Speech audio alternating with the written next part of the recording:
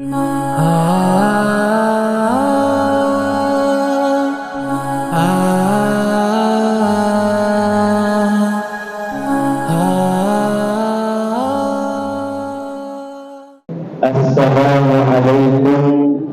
warahmatullahi wabarakatuh. Waalaikumsalam warahmatullahi wabarakatuh. Bismillahirrahmanirrahim. Alhamdulillahirabbil alamin. Assalatu wassalamu ala sayyidina wa nabiyyina wa qurrati a'yunina Muhammadin wa ala alihi wa ashabihi ajma'in. Amma ba'du. Jamaah Masjid Istiqlal yang sama-sama dirahmati dan dimuliakan Allah Subhanahu wa taala. Mudah-mudahan barakah kita salat berjamaah, barakah kita duduk di dalam majlis ini, Allah Subhanahu wa taala yang pilih kita, anugerahkan kita, izinkan kita berada dalam jalan kebaikan, Allah istiqamahkan kebaikan ini.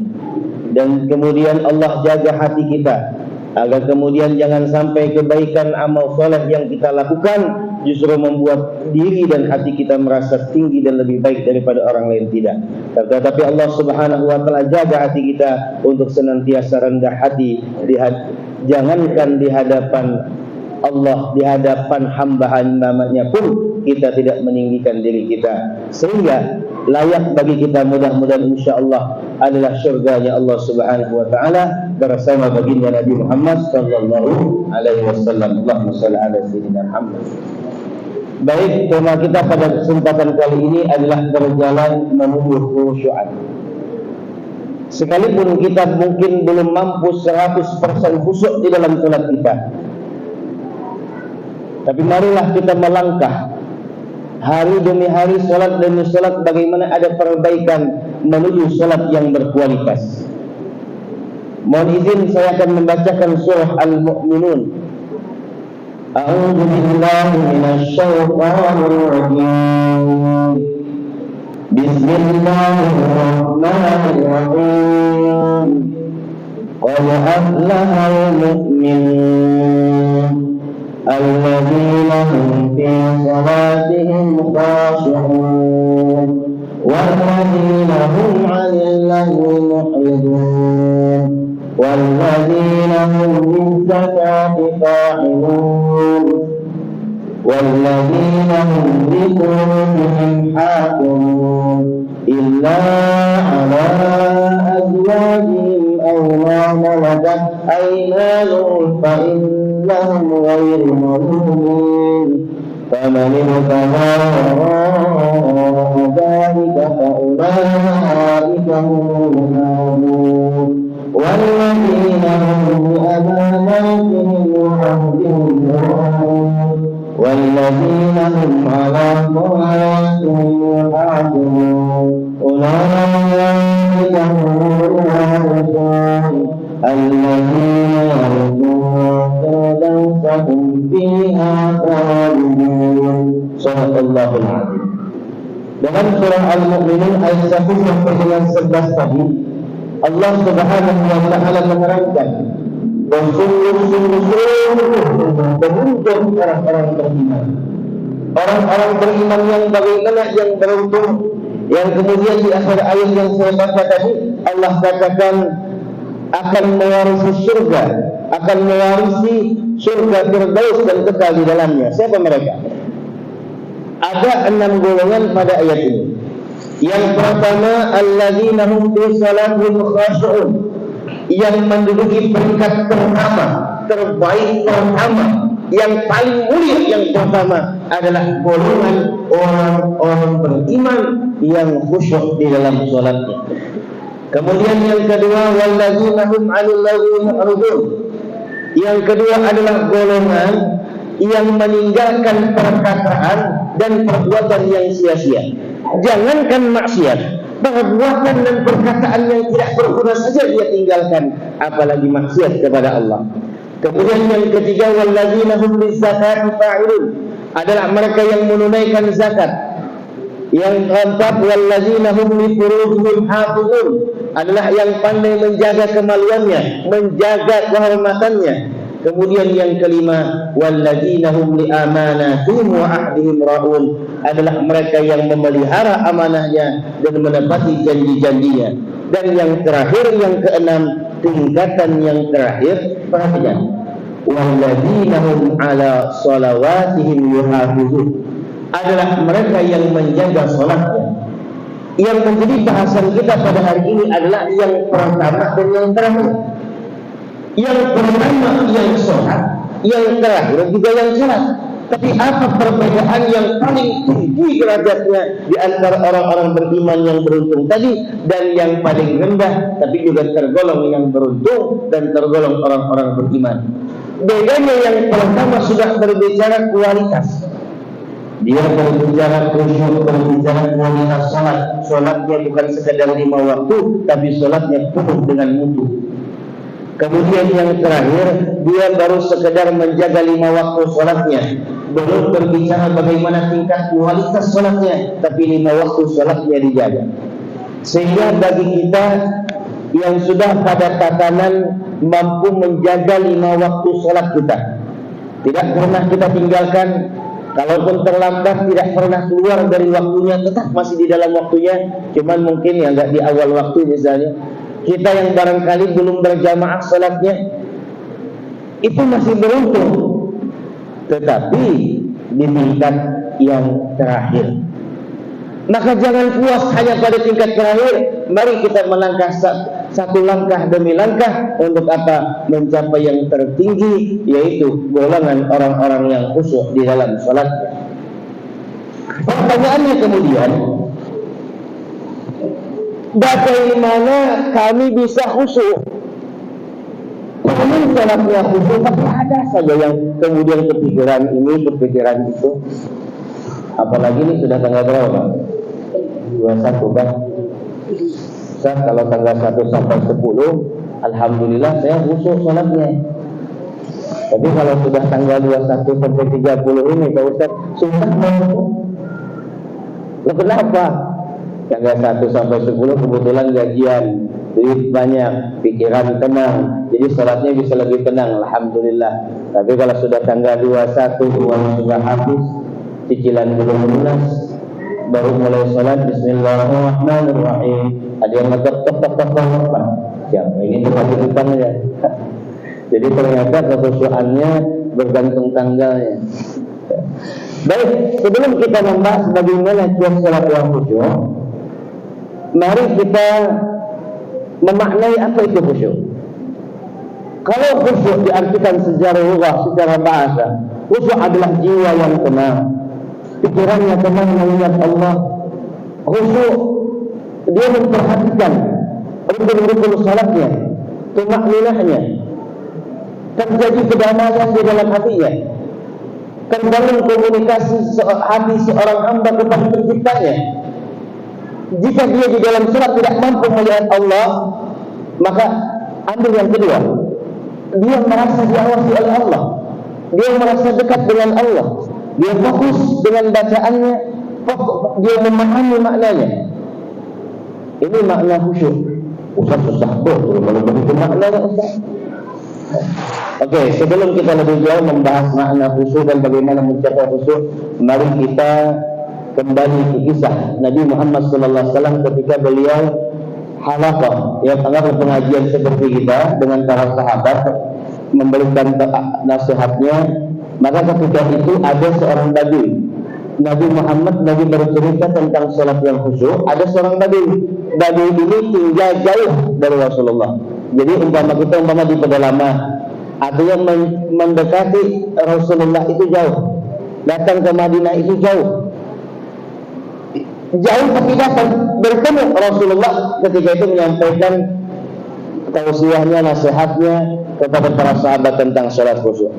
Maka timbul pertanyaan, si badui tanya kepada Rasul, ya Rasulullah, begitu indah engkau menceritakan tentang salat yang khusyuk itu, tapi bagaimana kami kami jauh darimu ya Rasulullah. Kalau di para sahabat enak, dekat denganmu ya Rasul, setiap hari bisa berjumpa denganmu, setiap hari bisa minta bimbinganmu, sholat bisa berjamaah bersamamu, enak mencari khusyuk ya Rasulullah. Tapi bagaimana kami ya Rasul? Kami jauh darimu, sedikit ilmu yang sampai kepada kami tidak selalu bisa dekat denganmu ya Rasulullah. Kami sibuk bekerja pagi siang malamnya, sedikit waktu kami untuk ibadah.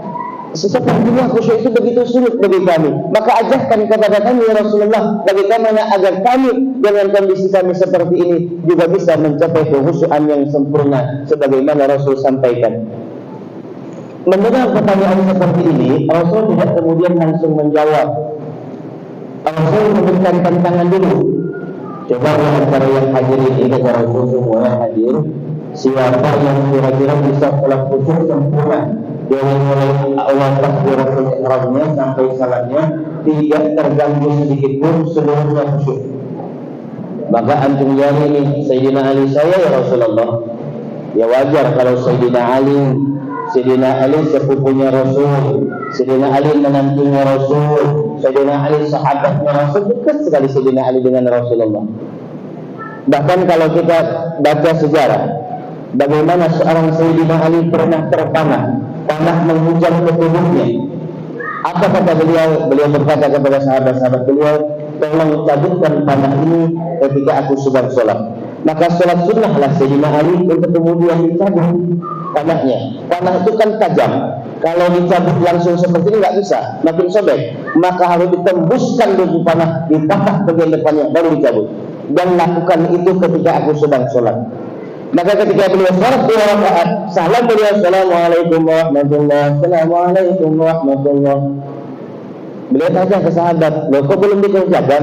Sudah Sayyidina Ali. Saking tidak merasa sakitnya, dikira belum. Itu kualitas khusyuknya Sayyidina Ali. Maka ketika itu Sayyidina Ali mengatakan, saya ya Rasulullah. Mengapa? Karena memang selama ini Sayyidina Ali merasa sangat khusyuk di dalam sholatnya. Tapi apa yang dilakukan Rasul? Rasul ketika itu pegang 2 surban. Ini satu lah, ya ambil contoh satu dulu. Beliau ada 2. Ada dari mana, ada yang dari mana, dari Yaman, sama yang mana itu. Jadi kata Rasul, kalau kamu bisa khusyuk 2 rakaat, sorban yang ini buat kamu. Ya ada 2, itu juga salah satunya.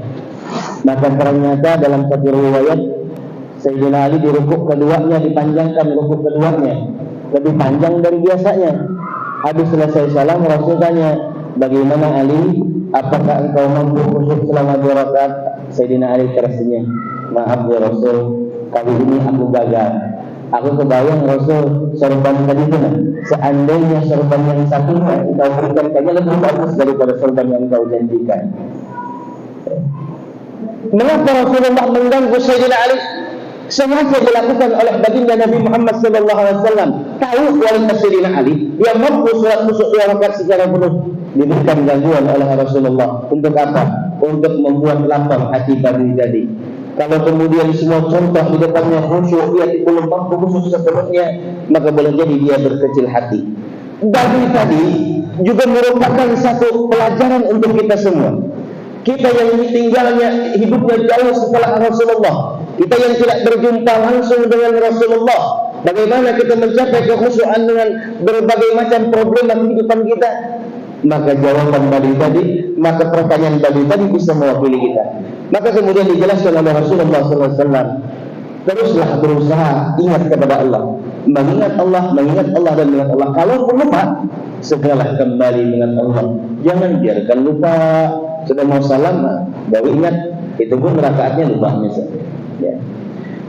Termasuk ketika Rasulullah pernah lupa di dalam sholat, makanya jadi yang 4 jadi 5. Itu bukan Rasul pelupa, tapi itu memaknai bahwa ada ilmu, ada pelajaran yang untuk kemudian dipahami oleh umat sesudahnya. Kalau nanti lupa, bagaimana caranya? Jadi ketika ada contoh seperti itu, tidak kita simpulkan, oh Rasul juga pernah lupa, berarti Rasul lupa. Tidak.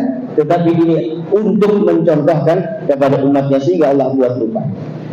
Baik, sehingga kekhusyukan itu, kalaupun hari ini kita belum mampu sempurna dari awal takbiratul ihram sampai dengan salam, janganlah berkecil hati, tapi teruslah berusaha dan berupaya untuk menambah tingkat kekhusyuan.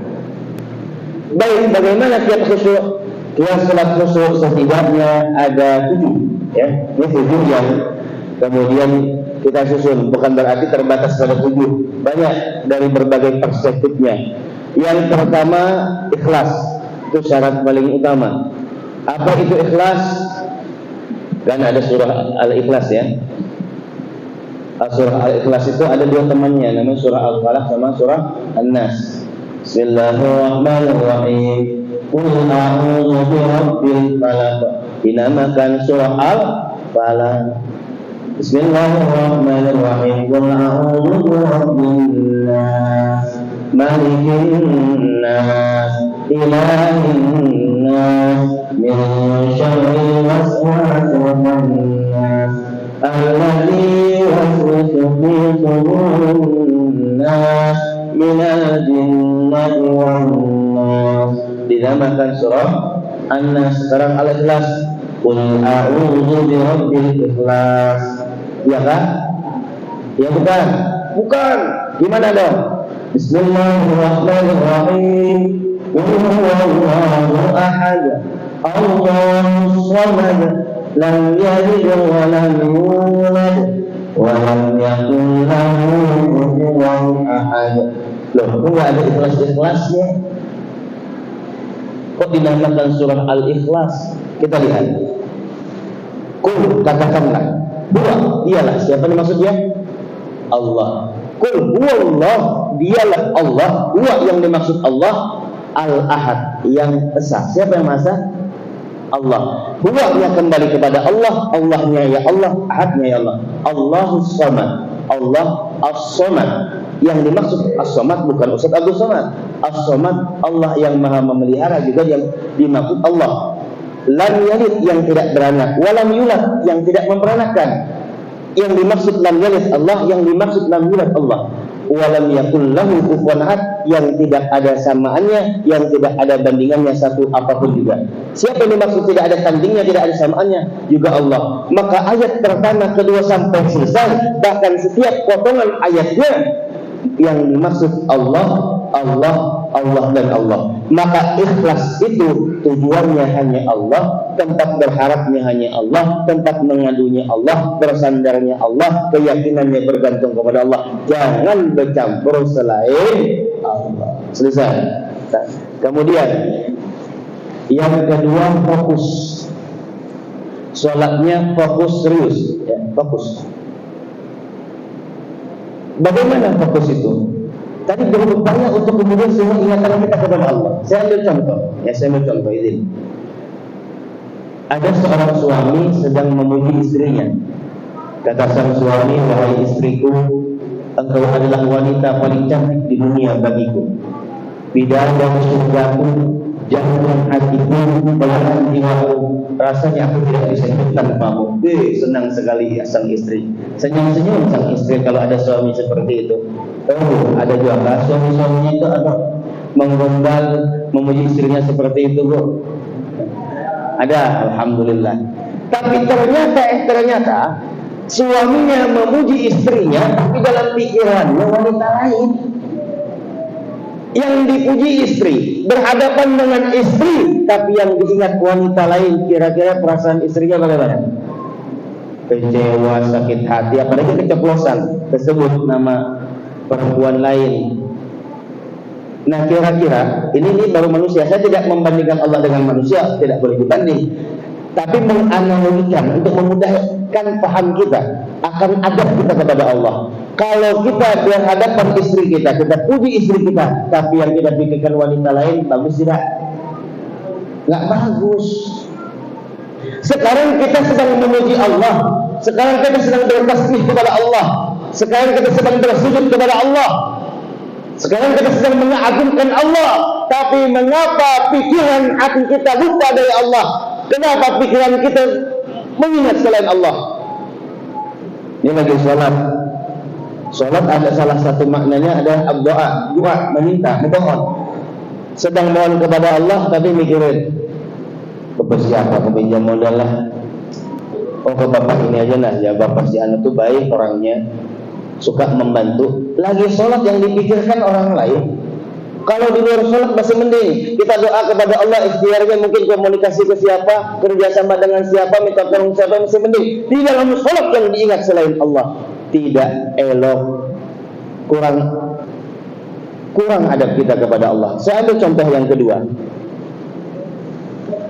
Di perumahan Bukit Pinang ini, Bapak siapa nama? Izin Bapak. Pak Basuki. Di perumahan ini orang paling kaya namanya Pak Basuki. Betul tidak? Ya, agak betul aja. Tapi memang betul kayaknya. Yang paling kaya Pak Basuki. Siapapun yang datang minta bantuan kepada beliau, selagi beliau mampu pasti dibantu. Tapi kalau kemudian yang datang tanpa adab, saya misalnya datang ke Pak Basuki, Assalamualaikum, belum disuruh masuk, langsung masuk saya. Langsung masuk rumah, saya lihat ada beliau. Langsung duduk samping beliau, tapi muka saya nggak menghadap beliau. Muka saya kesana kemari, sambil saya main HP lagi. Pak Basuki, dan baik tolong sembunyi. Dan baik tolonglah bantu saya begini. Saya mau bayar anak sekolah, belum ada uangnya dan seterusnya. Saya datang tanpa adab, main masuk aja. Kemudian muka tidak menghadap ke beliau dengan hormat, dan saya sibuk main handphone. Kira-kira walaupun Pak Basuki orang baik, kira-kira masih ditolong nggak ya Pak? Ayo Pak, ditolong nggak Pak kira-kira Pak? Hah? Ini susah jawabannya katanya. Ditolong nggak lagi Pak? Ya kita jadi teramai dulu. Ya jelas ya ceramai dulu katanya. Pada umumnya, ini balik manusia pada umumnya. Tapi kalau Pak Basuki saking baiknya, ceramahin dulu tapi tetap dibantu katanya. Pada umumnya dibantu tidak? Dibantu tidak? Tidak. Kenapa? Karena datangnya tanpa adab. Kalau kita datang kepada Allah tanpa adab, ya baju misalnya ketek kelihatan, kan bukan aurat bagi laki-laki misalnya. Baju 2 hari nggak dicuci, kan belum kena najis, cuma kena keringat kan bukan najis misalnya. Datang tanpa adab, ingatan banyak lupa kepada Allah, sholatnya cepat-cepat. Oh kan tumakninahnya cuma pada 4 rukun. Tumakninah juga sekadar 1 kali tasbih cukup, subhanallah itu cukup kadarnya. Karena dia tahu fikirnya, dia loncatin adabnya. Kalaupun kita sholat demikian, kalaupun Allah masih memberikan pahala, kalaupun sholat kita diterima, kalaupun Allah masih sayang kepada kita, tetapi tentu adabnya tidak elok. Ini saking baiknya Allah, walaupun kehusuan kita jauh daripada sempurna. Umpama dari takbiratul ihram sampai salam, lebih separuh kita lupanya, tapi masih ada kita ingatnya. Tata cara rukunnya kita benar, fikihnya benar, dan masih ada upaya ingat, tetap diterima oleh Allah, tetap ada ganjaran pahala di sisi Allah, tetap kita disayangi Allah. Kalau manusia mungkin kalau kita nggak beradab ditolak sama sekali, tapi Allah masih menerima kita. Tetapi tentu berbeda orang yang benar-benar khusyuk sholatnya, benar-benar beradab sholatnya, dia perhatikan wangi pakaiannya, dia perhatikan bersih pakaiannya, dia perhatikan betul-betul bacaan sholatnya, dia selalu mengingat Tuhannya. Kalau lupa dia kembali lagi mengingat Tuhannya. Tentu berbeda kasih sayang Allah terhadap orang yang sholatnya dengan serius, sholatnya dengan fokus, dan sholatnya sekedar menggugurkan kewajiban, banyak lupa dan seada-adanya. Maka kalau kemudian menuju khusyuk tadi, berjalan menuju khusyuk, maka sholatnya mesti serius, sholatnya mesti fokus. Saya ambil contoh berikutnya. Kita kalau cuma anak kecil, kita misalnya sedang di rumah kah, di jalan kah, ada anak kecil lewat, cuma anak kecil lari-larian ya, biasa aja mungkin, biasa aja anak kecil lewat. Tapi kalau kemudian misalnya presiden kita akan datang singgah di Masjid Istiqlal, dan kita warga sini ingin menyambut. Kira-kira ketika presiden datang, ini sekadar contoh, kita duduk biasa aja, datang aja, sama aja manusia misalnya. Atau kemudian kita berdiri dari depan, sudah berdiri menyambut, silakan Bapak, kita merasa senang dikunjungi. Atau biasa aja, mau presiden, mau gubernur, biasa aja manusia juga gitu kan. Atau kita sambut, kita tetap duduk atau kita berdiri. Kenapa? Kita menunjukkan rasa hormat. Yang datang orang yang ditinggikan, orang yang dihormati, pemimpin kita datang kita hormati, nggak usah presiden lah, gubernur saja, nggak usah gubernur wali kota saja, kita hormati sehingga kita berdiri, kita sambut. Karena kita memandang orang tadi, wali kota, gubernur, presiden, ulama atau siapapun yang kemudian dimuliakan, kita memandangnya dengan haibah, dengan wibawa, maka muncul takziman wa takriman, maka muncul rasa membesarkan, memuliakan. Kenapa? Yang datang penuh haibah, penuh wibawa. Sekarang kita menghadap bukan presiden. Presiden sebaik-baiknya mungkin ada kekurangannya. Gubernur sehebat-hebatnya juga punya kesalahannya. Wali kota sebaik-baiknya juga tidak luput dari kekurangannya. Tapi kita sekarang tidak menghadap manusia, kita sedang menghadap raja di raja yang maha merajai, yang menentukan hidup matinya kita, yang menentukan bahagia dan sengsaranya kita, yang menentukan surga dan nerakanya kita. Lalu kenapa ketika kita menghadap maha di raja, kan banyak mohon maaf, banyak orang sholat itu seadanya. Ketika kita keundangan, apalagi undangannya orang terhormat, pejabat, siapa orang yang kita hormati, kita keundangan pilih-pilih baju yang bagus, betul. Kalau enggak baju harus disetrika, parfumnya yang wangi. Kenapa? Ketemu orang-orang penting ya, orang-orang hebat. Serius kita menghadap kedatangan keundangan saja. Tapi ketika menghadap Allah, kita seada-adanya. Kan Allah nggak mandang rupa kita, Allah kan nggak mandang fisik kita, nggak mandang baju kita, yang penting kan hatinya. Kan innallaha la yanzuru ila suwarikum walakin yanzuru ila qulubikum aw ila amalikum. Allah tidak memandang rupamu, Allah memandang hatimu dan memandang perbuatanmu. Jadi biasa aja dong katanya. Ini kita bicara soal adab. Kalau di hadapan Allah kita seada-adanya, di hadapan manusia kita luar biasa, tidakkah seakan-akan kita lebih menuhankan manusia dibanding Allah? Ya memang Allah tidak memandang rupa dan fisik kita, tapi tentu berbeda orang yang datang dengan adab dan tidak adab. Bisa dipahami? Subhanallah walhamdulillah wala ilaha illallah wallahu akbar wa la haula wa la quwwata illa billahil aliyyil azim.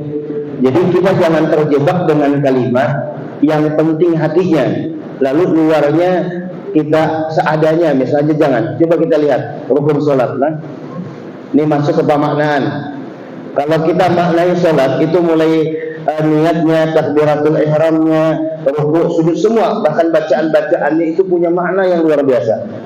Kita teruskan kajian sampai cukup nggak akan selesai.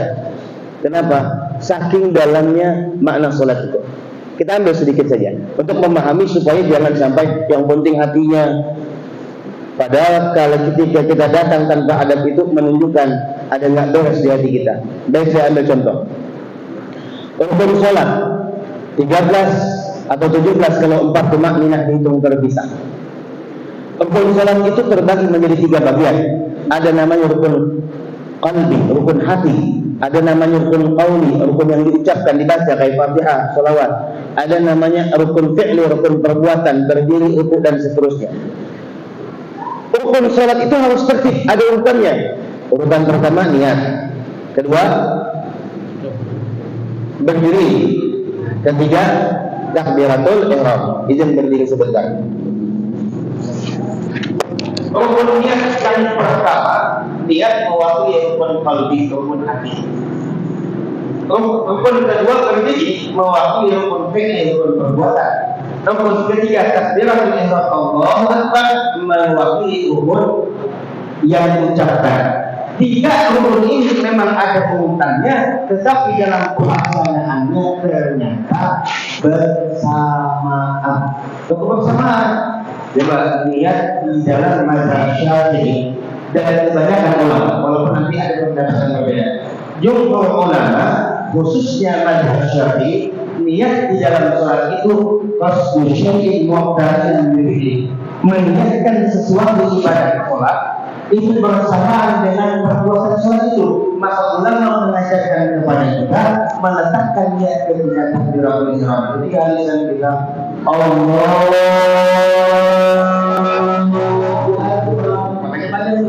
maka di saat kita mengucapkan Allahu Akbar, di situ aku niat sholat fardu maghrib misalnya. Kan yang wajib tidak masuk di hati. Pasaknya aku niatnya menunjukkan fardunya, menunjukkan sholatnya ta'yin. Misalnya maghrib, aku niat sholat fardu maghrib. Boleh ditambah sunnahnya 2-3 rakaat menghadap kiblat dan seterusnya. Ini diletakkan kapan? Ketika takbiratul ihram. Kalau kita menggunakan sunnah lafaznya, boleh di sebelumnya, kecuali kalau bagi itu lafaznya tidak wajib. Menurut jumhur ulama sunnah, walaupun menurut sebagian yang lain tidak sunnah, tapi menurut jumhur ulama sunnah. Tetapi yang niat sebenarnya adalah di dalam hati yang dilakukan bersamaan takbiratul ihram. Kalau kita dari rumah mau ke masjid, aku niat ke masjid mau sholat di dalam masjid, itu belum termasuk niat, itu tujuan. Niatnya bersamaan dengan perbuatannya. Nah, ternyata niatnya bersamaan dengan takbiratul ihram. Ketika kita berniat dan bertakbiratul ihram, posisi kita sudah berdiri antara hatinya, antara ucapannya dan perbuatannya yang tidak bersama dilaksanakan bersamaan. Maksudnya apa? Maksudnya orang yang sholat itu hati dan ucapannya sama, ucapan dan perbuatannya sama. Hati yang terpuji, ucapan yang terpuji, perbuatan yang terpuji. Makanya sholat berdiri yang orang bagaikan alim, rukuk bagaikan as, sujud bagaikan lim, duduk bagaikan dan membentuk Ahmad, artinya terpuji. Maka orang yang sholat menjaga kesucian hatinya, ucapan dan perbuatan.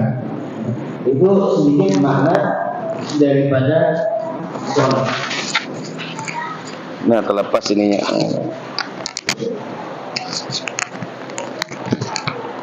Sehingga kalau kita mau memahami sholat, terus belajar sholat selangkah demi selangkah, makanya temanya berjalan menuju. Tidak kemudian kajian sholat khusyuk, habis kajian langsung khusyuk sholatnya. Tidak juga, tapi bagaimana pemahaman kita, upaya kita untuk kemudian mendekati khusyukan itu ada. Di antaranya, kalau mau khusyuk sebelum sholat jangan maksiat. Ya, sebelum sholat jangan maksiat. Kalau kita sebelum sholat makan yang haram, sebelum sholat kita marahin orang, sebelum sholat kita berbuat maksiat, maka sulit menemukan kekhusyukan di dalam sholat. Walaupun sebagian ada karena sudah berdosa, ketika betul-betul bertaubat justru dosanya membuat kekhusyukannya ada, secara umum demikian. Tapi jangan kemudian kalau gitu saya berbuat dosa aja, kenapa berbuat dosa supaya khusyuk di dalam sholat? Tidak. Secara umum orang yang datang kepada Allah dengan kotornya itu mengganggu kekhusyukannya. Maka bagaimana jaga diri kita, baguskan sholat kita, baguskan di luar sholat kita. Bagusnya sholat kita membantu bagusnya di luar sholat kita. Bagusnya sebelum sholat kita juga akan membantu bagusnya sholat kita.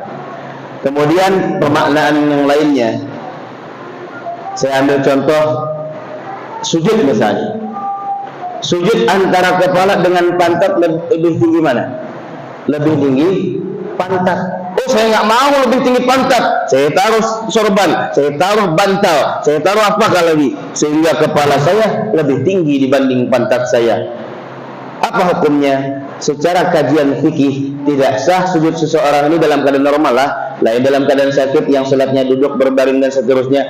Tidak sah apabila kepalanya lebih tinggi dibanding pantat. Sejajarnya nggak boleh di dalam sujud. Apa maksudnya? Ketika kita sujud, kepala kita terletak paling bawah. Bahkan sebagian dahi kita wajib nempel di tanah, di sejadah. Nggak boleh ditutup begini. Kalau sebagian aja ketutup, itu nggak apa-apa. Tapi kalau sampai semua tertutup, nggak boleh. Hidung kita disunahkan juga nempel. Maksudnya apa? Agar mereka yang dalam kehidupan dunia memiliki posisi kepala pemerintah, kepala rumah tangga, kepala sekolah, kepala perusahaan, kepala karena hartanya, kepala karena ilmunya, kepala karena jabatannya, karena status sosialnya.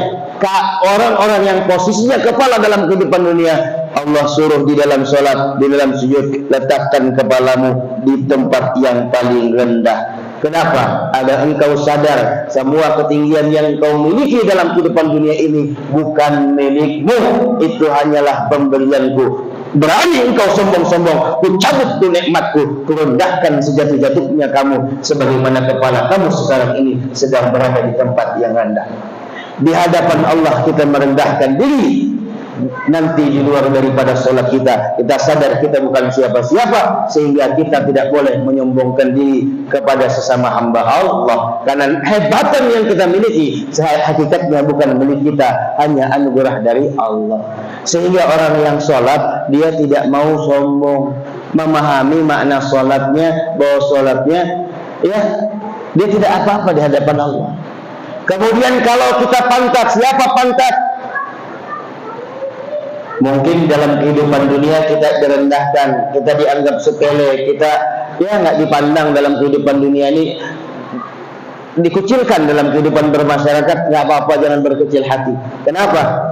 Boleh jadi manusia memandang kita pantas, tetapi kita yang dianggap pantas oleh manusia belum tentu lebih rendah dibanding kepala. Boleh jadi kita lebih mulia dibanding mereka yang posisinya kepala.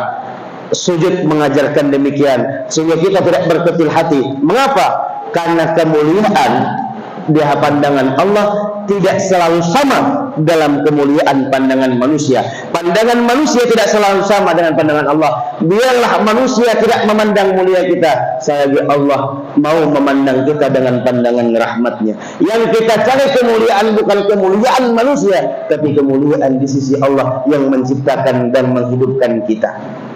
Itu sedikit daripada pemaknaan sholat. Baik, saya persingkat saja. Di antaranya kemudian sholatlah dengan khauf, dengan roja dan khauf. Apa itu roja, apa itu khauf? Roja adalah penuh harap. Sholat penuh harap diterima, sholat penuh harap rahmat Allah Ta'ala. Takut kalau kita berkurang kasih sayang Allah kepada kita. Kita sholat berharap doa kita diterima, berharap Allah senantiasa melindungi kita. Maka sholat orang yang penuh harap kepada Allah juga akan bertambah kekhusyuannya. Kemudian yang berikutnya, sholatlah dengan khauf. Apa itu khauf? Takut.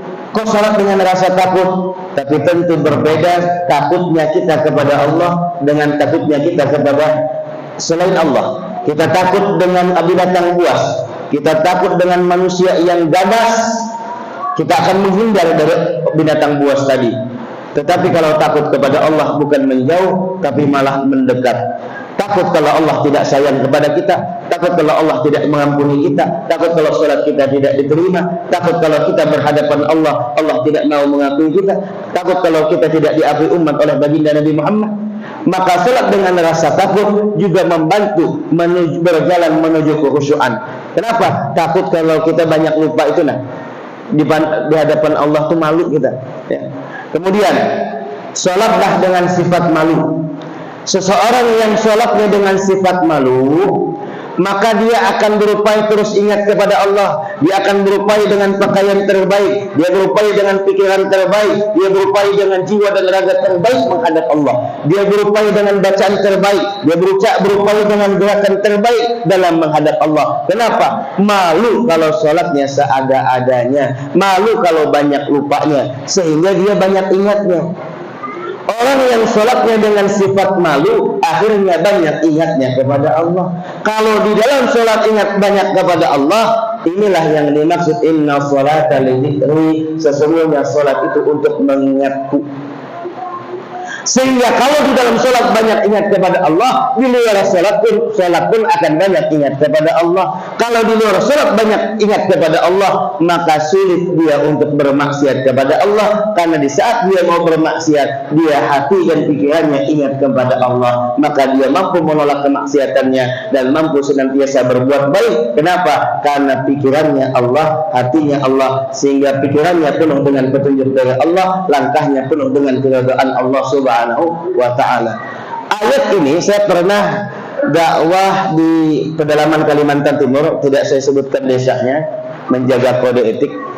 Karena kan tidak kemudian satu desa begitu, cuma sekelompok orang. Mungkin di desa-desa lain atau di kampung-kampung lain atau bahkan di kota pun mungkin ada. Jadi ada satu kelompok yang tidak sholat. Ketika yang sholat menegur, oh di sana saudaraku, ayo sholat, diceramahin. Yang ngajak sholat malah diceramahin. Ternyata seakan-akan lebih pintar yang nggak sholat. Jadi begini, pakai ayat dia, ayat yang tadi tuh. Kamu tahu nggak apa tujuan sholat? Apa memang? Inna sholata li dzikri. Sholat itu untuk mengingatku, kata Allah. Maka yang penting itu ingatnya. Ini pelajaran sesat ya. Saya sampaikan ini bukan untuk ditangkap, diterima, untuk menjadi wawasan. Ya, yang di ujung ini sesat nih. Saya tidak mengajarkan kesesatannya, tapi kita memahami pola orang menyesatkan. Ya. Inna sholata li dzikri, sholat adalah untuk mengingatku, kata Allah. Betul tidak? Betul.